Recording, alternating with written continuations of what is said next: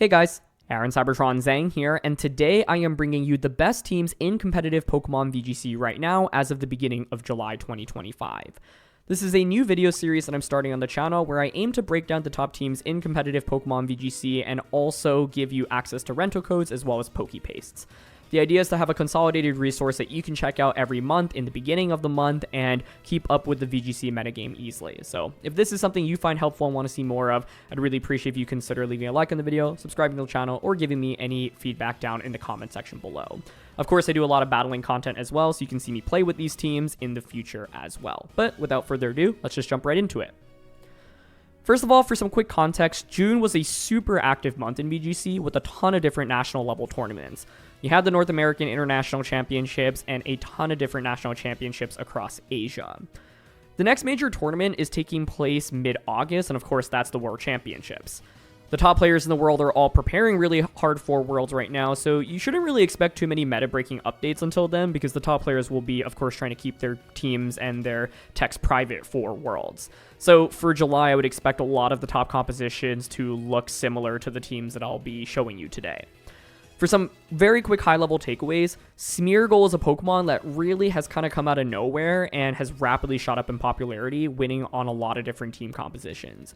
You'll often see it paired with Calyrex Shadow Rider and Zamazenta these days, but it's also used on Terapagos teams, Kyogre teams, Calyrex Ice Rider teams as well, and so it's a Pokemon that you really need to start preparing for. It gets access to a ton of incredible support moves like Fake Out, Spore, Follow Me, as well as Decorate, and can be really difficult to deal with. Miraidon continues to be one of the most dominant restricted Pokemon, and there's a ton of different viable sets right now. Choice Specs, of course, has been really popular, but Choice Scarf and Assault Vest have also been rising in popularity. Choice Scarf Miraidon plus Calyrex Ice Rider in particular has seen high usage and is a duo that you should be prepped for. There are also just a ton of different viable duos right now. This video has 11 different teams, and among the 11, there are 9 different unique duos, and so tons of different combinations of Pokemon that you can try out right now. A quick summary of the teams that are included. As you'll notice, these are primarily teams that have done super well at major tournaments with a lot of national championship winning teams included. Everything is timestamped in the description below if you want to jump around, and the restricted pairs are also noted if there's a certain duo that you want to try out in particular. These videos will generally aim to cover teams that have rentos and Pokepastes included, but sometimes there will be teams that have not had any rentos publicized. That being said, I still want to note them because I think that they have a pretty significant impact on the metagame. So, as you'll note, there are 9 teams here that include rentos and Pokepastes, and 2 teams that are just open team sheets. The first team to highlight here just finished number 1 at the end of the June ranked season in-game, which is an incredibly difficult accomplishment. It features some unique techs that are definitely optimized for closed team sheet best of 1 play, including Covert, Cloak, Miraidon with no Protect, as well as Endeavor, Focus Sash, Whimsicott. The idea is that when people see Whimsicott and Miraidon, they almost always expect Choice Specs on Miraidon and Covert Cloak on Whimsicott, and so people will often lead Fake Out users and try to Fake Out Miraidon.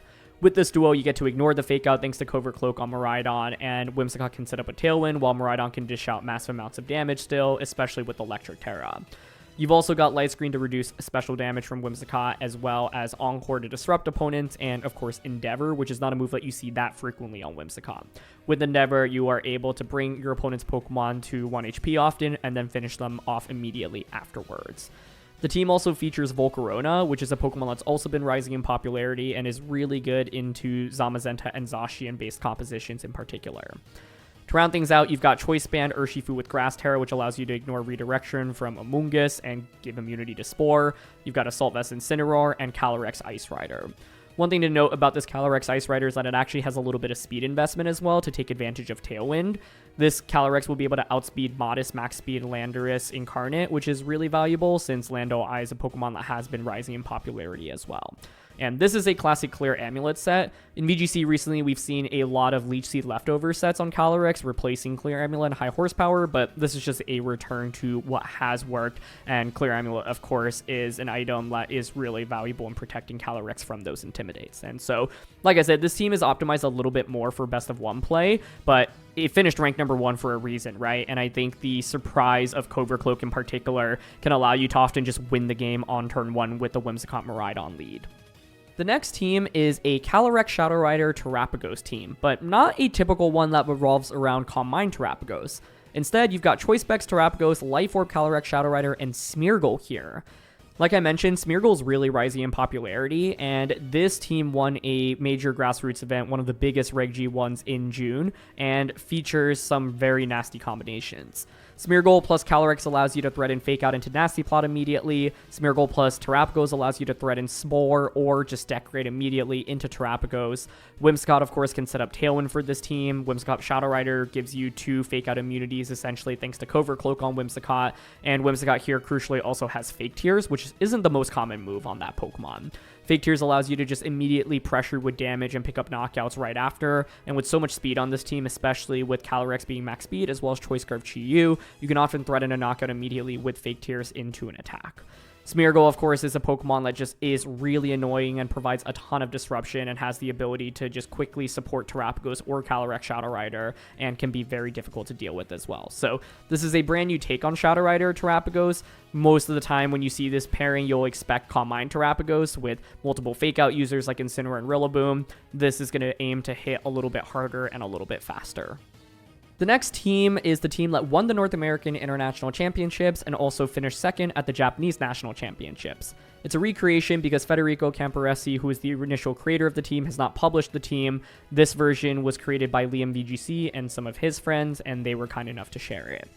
Of course, this team utilizes Choice Specs Miraidon to dish out massive amounts of damage, as well as Lunala with Electric Seed, which just provides a ton of support.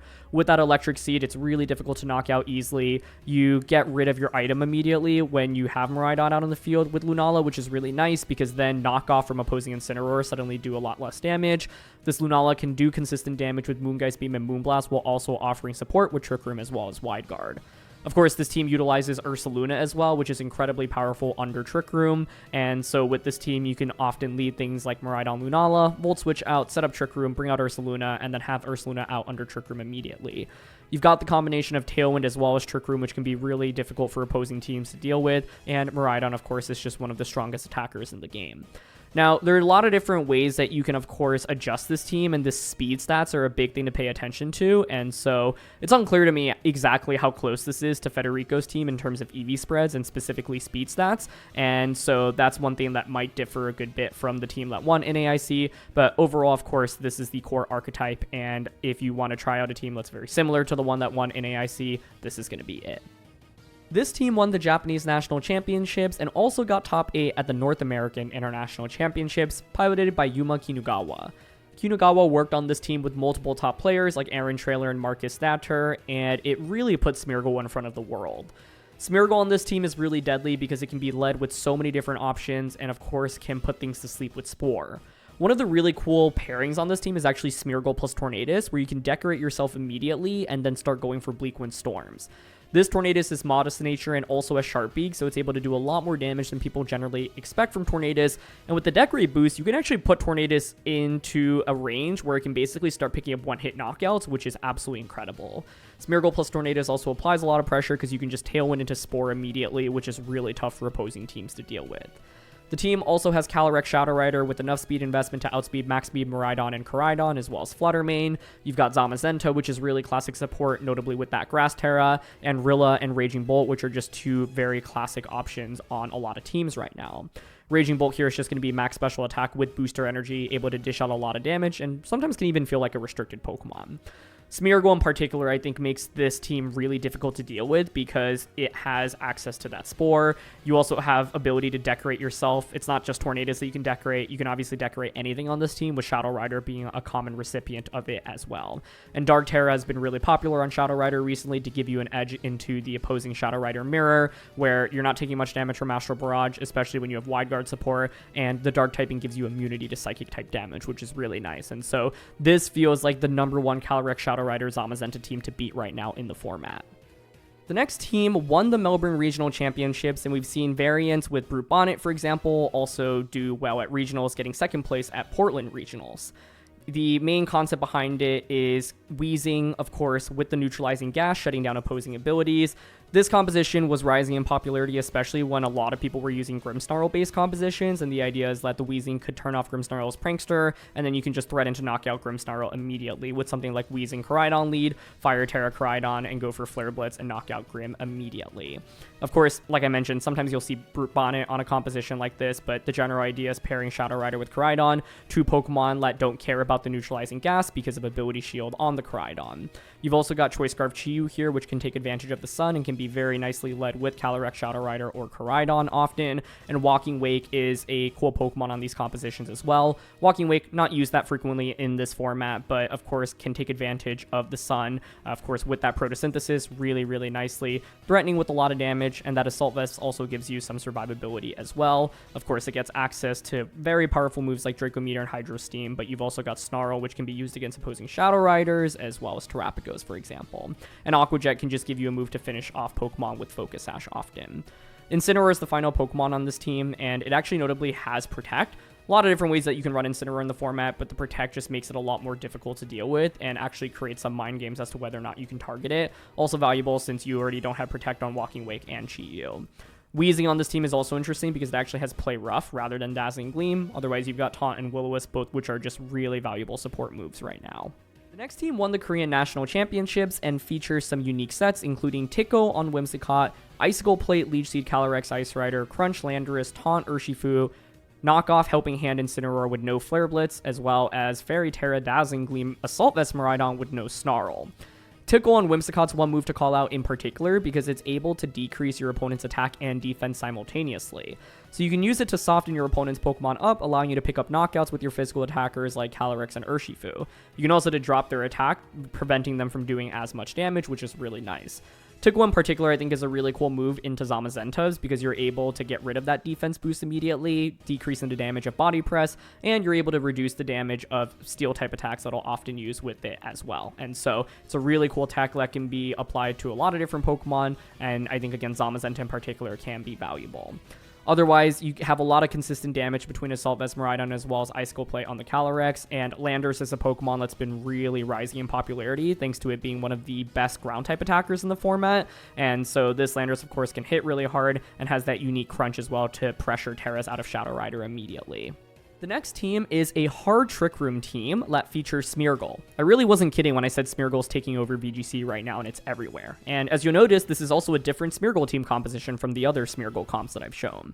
People have really started to realize Smeargle is so disruptive thanks to Spore as well as Decorate, and it is really valuable on a hard Trick Room team like this one because you can lead it with Calyrex, Ice Rider, or Lunala. What makes it really difficult to deal with is you have so many different moves to cover for. Fake Out into Trick Room, Follow Me into Trick Room, Decorate into Glacial Lands, Spore, Protect, just to name a couple of examples. So Smeargle really unlocks hard Trick Room a little bit more and is one of the best lead options with this team. Of course, the general goal behind a team like this is to set up Trick Room and then try to win the game as quickly as possible under Trick Room. So you've got some really powerful non-restricteds in Choice Band Dark Urshifu with no speed investment, it's min speed, as well as Choice Specs Torkoal. And so if you can get these Pokemon out as quickly as possible once you've set up the Trick Room, it'll be really difficult for opposing teams to deal with.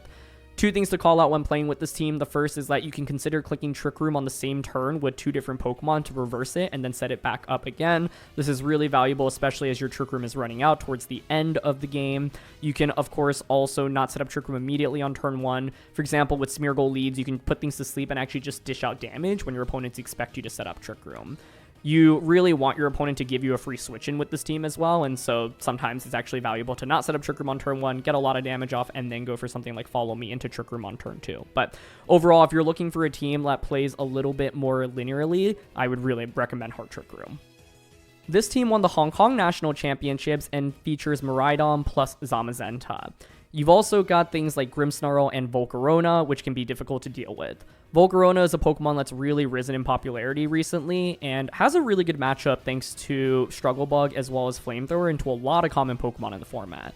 For example, if you see Zamazenta or Zacian, you'll definitely want to think about bringing Volcarona immediately.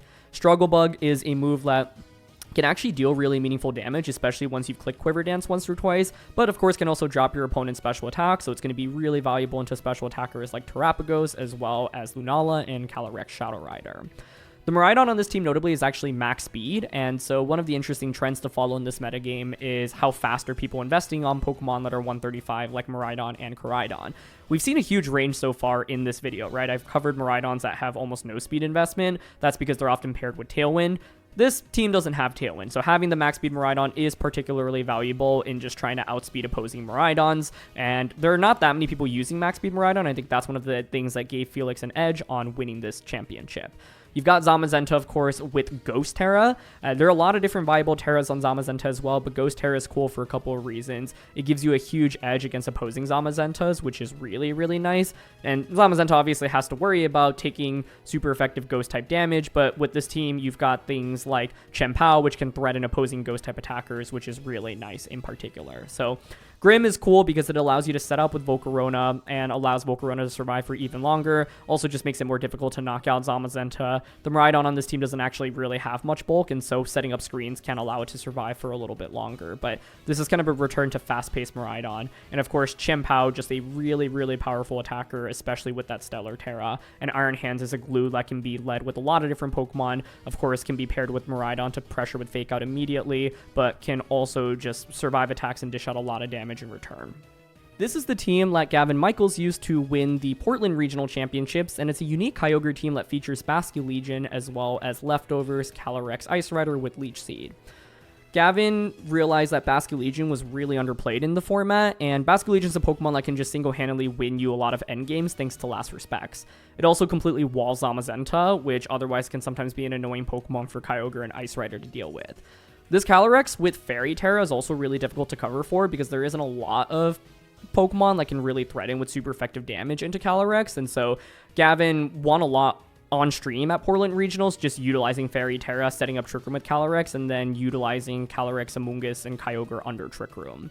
This Kyogre is triple water type attack, and it has Grass Terra to give you the immunity to Amoonguss's Spore, and of course, ignore redirection as well. And you've also got Flutter Mane here. Flutter Mane's interesting because it can, of course, provide burst damage and also provide Icy Wind speed control. So you can lead it with Kyogre and just go for Icy Wind into Water Spout immediately. Flutter Mane, of course, can also threaten super effective damage into common restricteds like Koraidon as well as Shadow Rider. And Grimmsnarl is just a glue that holds it all together. This Grimmsnarl crucially also has Spirit Break and Sucker Punch, and so you have double offense. It really, really puts on pressure against opposing Shadow Riders or Lunalas to Terra, because otherwise Sucker Punch can just deal super effective damage, which is really scary, and the Grimmsnarl can actually be a meaningful damage dealer as well. But overall, I think this is definitely one of the best Kyogre teams we've seen this format. That concludes it for teams that have public rentals as well as EV spreads, but there are two other teams that I wanted to highlight that I think are very meta-defining right now in this format. The first is a team that got top 8 at the North American International Championships, piloted by Francesco Piopero, who has been one of the best players in the world throughout this entire season. I'm bringing this team in particular because Electric Sea Terapagos really stands out, and very few people have been using this before this team came into play. The idea behind Electric Sea Terapagos is that it's just so difficult to deal with, right? When people think about dealing with Terapagos, they normally think about physical fighting type damage from things like Urshifu or Iron Hands. When you have that Electric Seed, it becomes way more difficult to get a one-hit knockout onto Terapagos even after you've broken through the Terra Shell. This team also has Intimidate from Incineroar as well as Healing from the Hospitality Sinistra, and so there are games where Terapagos will get really low, right? 15%, 20%. But then it suddenly has gotten a lot of Calm Mind boost, you switch in Sinistra and you Terra, and suddenly Terapagos heals up so much. The Sinistra also offers unique support with Rage Powder and Strength Slap with that Focus Sash, and you still have damage on this team with Water Terra, Choice Scarf Urshifu, as well as Choice Band Iron Treads. A lot of different ways you can approach playing with the team, but some leads include, for example, Incineroar plus Terapagos, Fake Out into Calm Mind immediately, Miraidon Terapagos, set up Electric Seed and Electric Terrain immediately, Miraidon Iron Treads, threaten with a lot of damage immediately. And so I wanted to cover this team in particular, even though there's no Rent or Pace right now, because I think it was a very innovative team when it first brought up to the metagame, and it's something that I think if you're not prepared for, like Electric Seed Terapagos can just single-handedly win so many matchups, and so this is something that you'll definitely want to start thinking about a little bit more. The final team is one that's had tremendous success recently, and while there's no public Pokepaste or rental associated with it that I've seen quite yet, it's one that should definitely be on your radar because in my eyes, it's been one of the most common teams in the format in the last 2 weeks. It was initially created by Michael Kelsch, who of course has been one of the best players and team builders in the world, winning 2 regional level events this year. He was just 1 game short of moving on to top cut at the North American International Championships with this very composition, and we've seen it win a grassroots tournament organized by Victory World, as well as the Singapore National Championships. It utilizes the combination of Choice Scarf Miraidon plus Clear Amulet Calyrex Ice Rider. People have been using Choice Scarf Miraidon recently because, of course, it's just one of the fastest Pokemon in the format. This gives you a huge edge against Calyrex Shadow Riders, and with Calyrex Shadow Rider Zamazenta being a popular pick, this Miraidon can be really disruptive against them. It also features Landorus Incarnate. By the way, sometimes you'll see Taunt being used over Substitute on a team like this with Landorus, but Landorus, of course, is just a really effective damage dealer and one of the best ground-type attackers in the format.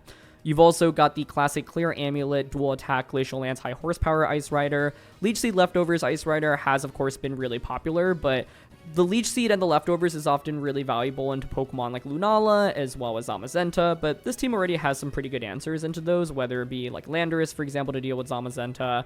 Amoonguss can also redirect a lot of attacks from Zamazenta, and then Lunala is really disrupted by Snarl from Miraidon as well as Assault Vest on the Incineroar here. So I've just seen this team everywhere recently, and I think Let's Scarf Miraidon's really been skyrocketing in popularity, and so this is a team that you'll definitely have to be prepared for as well. So unfortunately, no Rento or Public EV Paste is out there right now from one of the players that have won or done really well with this composition, but it's one that I think will be a very common threat in the upcoming weeks. Anyway, that's going to be it for this one, so thank you so much for watching. This is my first time trying out a video like this, and I'd really like to know what you liked about it and what you'd like to see more of in videos like these in the future. I'd also love feedback on the length of this one. Obviously, I post really long videos on this channel of me just battling, but I also would like to incorporate some shorter content that can be easier for you all to digest.